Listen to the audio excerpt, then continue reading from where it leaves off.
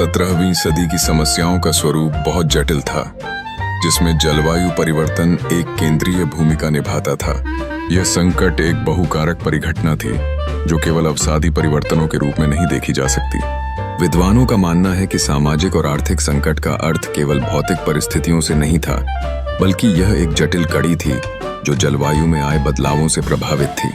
इस युग में फसल खराब होने और अनाज की मूल्य वृद्धि ने कृषक समाज में बगावत की जड़ों को मजबूती प्रदान की। जलवायु परिवर्तन ने फसलों की उत्पादकता को प्रभावित करते हुए समाज में असंतुलन पैदा किया। इसके साथ ही भारी कराधान, महामारी और अनियंत्रित मौसम की समस्याओं ने कृषि प्रणाली को और कमजोर किया। बारिशों में असमंजस और अत्यधिक ठंड ने उत्पादन के स्तर को नीचे गिराने में योगदान दिया।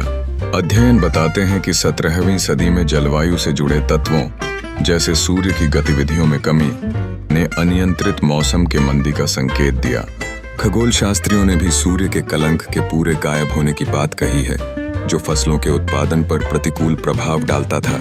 यह न केवल वातावरण को बदलता था, अपितु अनुसंधान के आधार पर देखा गया कि यह वायुमंडल में कार्बन 14 के स्तर को भी बढ़ा देता था, जिसका जीवों पर प्रतिकूल असर होता था। पेड़ों के तनों के अध्ययन से भी इस स्थिति में विश्वसनीयता बढ़ी है।